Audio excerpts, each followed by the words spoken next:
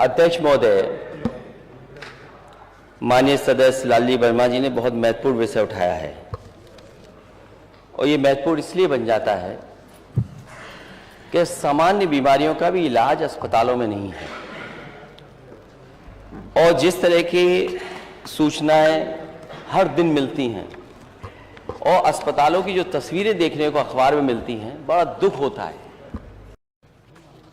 कि आपकी पार्टी के नेता, पूर्व सांसद, उनके बेटे को हॉस्पिटल में एडमिशन ही नहीं हुआ। वो एक अस्पताल से दूसरे अस्पताल और दूसरे अस्पताल के बाद सबसे प्रीमियर हॉस्पिटल या सबसे प्रेस्टिजियस इंस्टीट्यूशन में गए और स्ट्रेचर पे पड़ा रहा उनका बेटा, उसकी जान चली गई। अध्यक्ष महोदय, सरकार ने क्या किया? सरकार अगर जिम्मेदारी समझती तो क्या माननीय सदस्यों की कमेटी नहीं बन सकती थी? जो यहां माननीय सदस्य जीते हुए लोग हैं, ये जो सदन में बैठे, क्या इनकी कमेटी बनकर के नहीं देख सकती थी? यही नहीं, एम्बुलेंस का इंतजार करिए। आप एम्बुलेंस बुलाना चाहते हैं, एम्बुलेंस नहीं आएगी आपके पास। कहो एम्बुलेंस में जान चली जाए। और अगर अस्पताल पहुंच गए तो स्टेशन नहीं है, लोग अपने कंधों में, गोदी में रख करके या दो परिवार के दो सदस्य लेकर के जा रहे हैं। यह स्थिति है। और अस्पताल में बेड नहीं, दो भर्ती थे। जिस समय डेंगू अपने पीक पे, जब डेंगू था तो अस्पतालों में एक बेड पर दो मरीज थे, राजधानी में थे। और अगर राजधानी में यह स्थिति है तो दूसरी जगह क्या स्थिति होगी प्रदेश के किस दूसरे कोने में? जो कहां घूमे, कहां जाए मरीज? सरकार बताए कि अगर डेंगू है तो सरकारी अस्पताल में इलाज क्यों नहीं मिला, और सरकारी अस्पताल से अगर वो प्राइवेट हॉस्पिटल में चला गया तो अनाप शनाप पैसे लेना, कोड में दवा दे देना, उसका लाखों खर्च करा देना, उसके बाद भी नहीं जान बच रही है। और ये केवल एक जगह की सूचना नहीं है, पूरे प्रदेश में माननीय सदस्य यहां बैठे होंगे, उनके पास सूचियां हैं उनके क्षेत्रों की कि किन लोगों की डेंगू बीमारी से जान गई है। मैं सरकार से जानना चाहता हूं, माननीय मंत्री जी बताएं, हालांकि डेंगू का सवाल है, लेकिन एम्बुलेंस क्यों नहीं पहुंच रही? अस्पताल में पहुंच जाए तो स्ट्रेचर में नहीं मिल रही, एडमिट हो जाए जैसे तैसे, कई चक्कर काट करके, जांचें करा करके, तो बिस्तर नहीं मिल रहा, बिस्तर पे इलाज कराना पड़ रहा है उसको, एक ही बिस्तर पे दो लोगों को। आखिर जिम्मेदारी किसकी थी? इतनी जानों की जाने की जिम्मेदारी किसकी है? कम से कम सरकार बताए कि स्वास्थ्य व्यवस्था बेहतर होगी कि नहीं होगी। मेडिकल कॉलेजेस ठप हैं और कम से कम एक, जहां से सबसे ज्यादा सूचना आई है कि यहां पर सबसे ज्यादा जान गई है, माननीय सदस्यों की कमेटी बने, जाकर के देखें आखिरकार कारण क्या था और मरने वालों की मदद सरकार करेगी कि नहीं करेगी। धन्यवाद। नहीं, आपका अगर कोई विषय, क्योंकि आपका नाम है, अगर कोई विषय ना आया हो तो उसके ऊपर आप बोलिए। हैं? नहीं, अलग नहीं, अलग से कोई नहीं लिया गया, इसे ही लिया गया, अलग कुछ नहीं लिया गया। इसमें अगर आपका कोई विषय ना माननीय नेता प्रतिपक्ष ने रखा हो, वर्मा जी ने ना रखा हो, तो केवल आप बोल सकते हैं। वहां की स्थिति क्या? 322 हॉस्पिटल कोरोना के नेता प्रतिपक्ष ने पूरी बात बता दी। प्राइवेट 322 हॉस्पिटल, आप उनके मानक चेक करवा लीजिए। कोई वहां पर कोई फैसिलिटी, कोई आरएमओ नहीं है, कोई डॉक्टर फैसिलिटी नहीं है, लैब टेक्नीशियन नहीं है, नर्सिंग स्टाफ नहीं है। अब प्राइवेट हॉस्पिटल में क्या है क्या नहीं है उसकी सूची नहीं होगी, आप लिख के देंगे तो उसकी जानकारी करवाएंगे। जी प्लीज। है, अगर माननीय सदस्य किसी बात को उठा रहे हैं तो सरकार और वहां के अधिकारी मिलकर के, नर्सिंग होम के साथ मिलकर के जो न्याय मिलना चाहिए, जो मरीज को इलाज मिलना चाहिए, वो इलाज दे नहीं रहे हैं। जो अगर आवाज उठा रहा है तो उसके साथ आप मुकदमे दर्ज करा रहे हैं। तो ये कहां का? मैंने नेता प्रतिपक्ष, मैंने ये निवेदन किया है आपके द्वारा, माननीय नेता प्रतिपक्ष के द्वारा, माननीय लालजी वर्मा जी के द्वारा पूरा विषय आ गया। अब कोई इंडिविजुअल विषय है तो मैंने ये नहीं कहा, मैंने कहा आप लिख के दे दीजिए, मैं संसदीय कार्य मंत्री जी के पास भेज उसको दिखवा लूंगा। मैंने उसको डिनाई नहीं किया।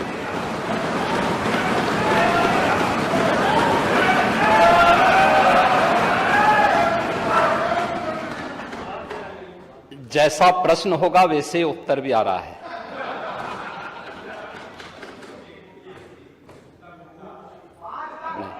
शांति सुनिए। प्रश्न ही उल्टा था, तो उस उल्टे प्रश्न को सही करने का प्रयास हुआ है। और अभी तो आपने आधा ही उत्तर सुना है, पूरा सुनेंगे तो संभवतः पिछला इतिहास याद आने लग जाएगा। महोदय, माननीय सदस्य ने बहुत महत्वपूर्ण मुद्दे की ओर ध्यान आकर्षित किया है और सरकार इसको लेकर के पहले से ही अवेयर थी। अंतर विभागीय समन्वय से संचारी रोग नियंत्रण के लिए, आपने केवल डेंगू की बात की है, जब वेक्टर बॉर्न डिजीज की हम बात करते हैं तो केवल डेंगू उसमें नहीं आता है। वर्मा जी, आप तो चिकित्सा शिक्षा के मंत्री रहे हैं ना, तो केवल डेंगू नहीं आता उसमें, मलेरिया भी है, चिकुनगुनिया भी है, कालाजार भी है। इन सभी से संबंधित वेक्टर बॉर्न डिजीज हो या फिर वाटर बॉर्न, जल जनित हो या फिर विषाणु जनित कोई भी बीमारी हो, इनके उपचार के लिए सरकार के स्तर पर एक समन्वित प्रयास किया गया है और उस समन्वित प्रयास को ही हम लोगों ने संचारी रोग नियंत्रण का एक विशेष अभियान, वर्ष में 3 बार चलता है ये कार्यक्रम, जिसमें पहले 15 दिन संचारी रोग के लिए अवेयरनेस के साथ साथ अंतर विभागीय समन्वय से स्वास्थ्य विभाग नोडल विभाग होने के नाते सभी अन्य विभागों के साथ समन्वय के माध्यम से इन कार्यक्रमों को नियंत्रित करता है। इसके बाद डोर टू डोर जाकर के दस्तक अभियान के माध्यम से कहीं भी कोई व्यक्ति जो बुखार से पीड़ित है, उस व्यक्ति को नजदीक के स्वास्थ्य केंद्र में उपचार की सुविधा दिलाने की व्यवस्था करना। उत्तर प्रदेश 25 करोड़ की आबादी का राज्य है और स्वाभाविक रूप से अलग अलग क्लाइमेटिक जोन होने के नाते अलग अलग क्षेत्र में अलग अलग प्रकार की बीमारियां देखने को मिलती हैं। जैसे आप ईस्टर्न यूपी से चल करके नेपाल की तराई से लेकर के सहारनपुर तक देखेंगे तो इंसेफ्लाइटिस से पूरा क्षेत्र प्रभावित था। अगर आप बरेली और बदायूं और उसके आसपास के क्षेत्र को देखेंगे तो ये क्षेत्र मलेरिया से ज्यादा संक्रमित रहता था। वाराणसी से लेकर के प्रयागराज, लखनऊ, कानपुर होते हुए अगर आप फिरोजाबाद, आगरा तक पहुंचेंगे तो ये पूरा क्षेत्र डेंगू से प्रभावित है। अगर बुंदेलखंड क्षेत्र में अगर आप देखेंगे तो ये क्षेत्र चिकुनगुनिया से प्रभावित है। बिहार से सटे हुए जो हमारी सीमाएं हैं वहां पे हम देखेंगे तो कालाजार इन क्षेत्रों में ज्यादा प्रभावी रूप में देखने को मिलता था। और सरकार के द्वारा जो समन्वित प्रयास किया गया है, आपने केवल डेंगू की चर्चा की, बीमारी डेंगू पूरी तरह नियंत्रण में है और सरकार के द्वारा समय पर उठाए गए कदमों का परिणाम था। एक प्रकार का ये फ्लू हो गया है, फ्लू है, आता है, इसका एक अपना एक साइकिल इसका होता है। लेकिन मुझे आश्चर्य होता है कि जो सदस्य यहां पे प्रश्न उठा रहे थे, आप एक बहुत सीनियर सदस्य हैं, वो तो जब चिल्ला रहे थे तो मुझे उनके स्वास्थ्य की भी चिंता हो रही थी, रविदास मल्होत्रा जी की। उसको आपने जो बात कही है वह ब्लड ट्रिप नहीं था, उसको प्लेटलेट्स कहते हैं, ठीक है ना, प्लेटलेट्स कहते हैं। और वह पर्याप्त मात्रा में हर जनपद में आज के दिन पे उपलब्ध है। ब्लड सेपरेटर यूनिट, पहले होता क्या था कि हम होल ब्लड चढ़ाते थे। हर एक पेशेंट पे होल ब्लड की आवश्यकता नहीं, खासतौर पर वायरल जनित जो ये बीमारियां होती हैं जिसमें डेंगू है या बहुत सारे ऐसे वायरस आते हैं जो प्लेटलेट्स काउंट को कम करती हैं। उन स्थितियों में प्लेटलेट्स की अतिरिक्त आपूर्ति के लिए उस व्यक्ति को उसको बाहर से चढ़ानी पड़ती है। इसके लिए हर जनपद में ब्लड सेपरेटर यूनिट दी जा चुकी है, वे काम करनी शुरू की है। वहां पे हर जगह सरकार के स्तर पर बेहतर प्रयास हुआ है। और जहां तक नेता प्रतिपक्ष के द्वारा यह कहा जाना कि साहब प्राइवेट हॉस्पिटल में, याद रखना डबल इंजन की सरकार है, ये केवल बोलती नहीं करके दिखाती भी है।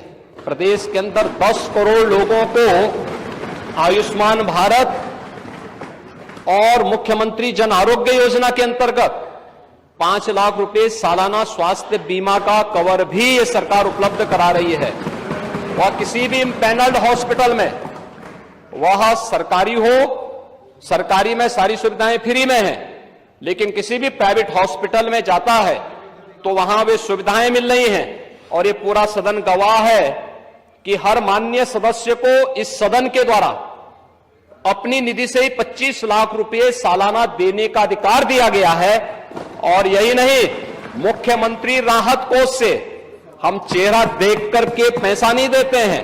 कोई भी व्यक्ति जो भी आवेदन करता है, कोई भी पीड़ित हो, उसकी जाति, उसका मत, उसका मजहब नहीं देखा जाता है, बल्कि वो पीड़ित राज्य का नागरिक है। उसको प्रदेश में, देश में या दुनिया में जहां कहीं अच्छी स्वास्थ्य की सुविधा मिलती है, और सुविधा के लिए मुख्यमंत्री राहत कोष से भी हम पैसा देने में कोई कोताही, तमाम मान्य सदस्य विपक्ष में बैठे हुए हैं, वो हर व्यक्ति इस बात को कह सकता है। उनके प्रस्ताव आते हैं बिना किसी भेदभाव के, हमने उसके लिए भी धनराशि उपलब्ध कराई है। आयुष्मान भारत और मुख्यमंत्री जन आरोग्य योजना भी है, आभारी आदरणीय प्रधानमंत्री जी के, जिन्होंने आयुष्मान भारत जैसी योजना दी, जिसमें हर गरीब से गरीब व्यक्ति भी आज अपना उपचार किसी भी अच्छे कॉर्पोरेट हॉस्पिटल में भी करा सकता है, और देश में भी करा सकता है, दुनिया में भी कहीं करा सकता है। हर वर्ष की सुविधा उसको मिली है। मुख्यमंत्री जन आरोग्य योजना की सुविधा भी उसे दी गई है। इसके अलावा माननीय विधायकों को भी 25 लाख रुपए तक खर्च करने का अधिकार दिया गया है, और इसके साथ ही मुख्यमंत्री राहत कोष भी उसके लिए उपलब्ध है। इसलिए समस्या केवल इस बात की नहीं कि हम समस्या के समाधान की ओर जाएं, समस्या केवल हर मुद्दे का राजनीतिकरण करके समाज में अव्यवस्था पैदा करना, लोगों में असंतोष पैदा करने का जो कुत्सित प्रयास किया जाता है, वो तो कोरोना कालखंड में भी लोगों ने देख लिया था, जब आप लोग बहका रहे थे लोगों को कि वैक्सीन मत लगाना, ये मोदी वैक्सीन है, और लोगों को गुमराह कर रहे थे। परिणाम क्या है? मोदी जी के शासनकाल में, उनके मार्गदर्शन में हमारे वैज्ञानिकों के द्वारा बनाई गई दोनों वैक्सीन दुनिया की सबसे प्रभावी वैक्सीन है। दुनिया के अंदर तमाम देशों में कोरोना महामारी के मामले बढ़ते हुए दिखाई दे रहे हैं। भारत में कोरोना कंट्रोल है, और उत्तर प्रदेश में भी पूरी तरह नियंत्रण में है, कहीं कोई समस्या नहीं है। सरकार आपके द्वारा उठाए गए मुद्दों पर पूरी तरह सतर्क है, और अब तो इसके मामले वैसे भी समाप्ति की ओर है। बरसात के समय जल जमाव वाले क्षेत्रों में, अन्य क्षेत्रों में इस प्रकार की बातें देखने को मिलती हैं। और ये केवल डेंगू के मामले नहीं होते, इंसेफ्लाइटिस के भी मामले होते हैं, मलेरिया भी होता है, कालाजार भी होता है, चिकनगुनिया भी होता है। तो आपकी जानकारी के लिए, हो सकता है कि काफी दिन हो गए मंत्री पद से हटे हुए, तो आप भूल गए होंगे, तो आपके संज्ञान में लाने के लिए हमने दिया था। इधर रहते तो हो सकता है कि कुछ लॉलीपॉप मिल भी जाता, लेकिन वहां रहकर के अब वो कभी नहीं मिलना। मैंने माननीय नेता प्रतिपक्ष को सुना, माननीय लालजी वर्मा जी को सुना, माननीय मंत्री जी को सुना। ये नियम 56 के अंतर्गत नहीं है। अध्यक्ष महोदय, अगली सूचना। महोदय, माननीय नेता सदन की मैंने बात सुनी, और वो लगा कि थोड़ी देर के लिए लगा कि वो MBBS डिग्री हासिल किए हुए हैं, डॉक्टर लगे। वेक्टर बॉर्न डिजीजेस के बारे में उन्होंने चर्चा की। मैं केवल 2 घटनाएं बताना चाहता हूं राजधानी लखनऊ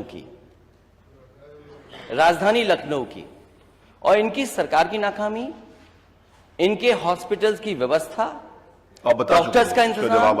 एक पूर्व सांसद, वो बता चुके, वो भी भारतीय जनता पार्टी के, बोल चुके हैं। भारतीय जनता पार्टी पूरी तो भारतीय जनता पार्टी के, वो हमारे दल के नहीं। पूर्व सांसद भारतीय जनता पार्टी के, वो अपने बेटे को लेकर के आते हैं। उनके बेटे को ये जानकारी मिलती है कि इसका इलाज अगर जल्दी नहीं हुआ तो जान नहीं बचेगी। वो एक अस्पताल से दूसरे अस्पताल भागे, और इलाज के लिए वो एडमिट नहीं करा पाए, और उनके बच्चे की जान चली गई।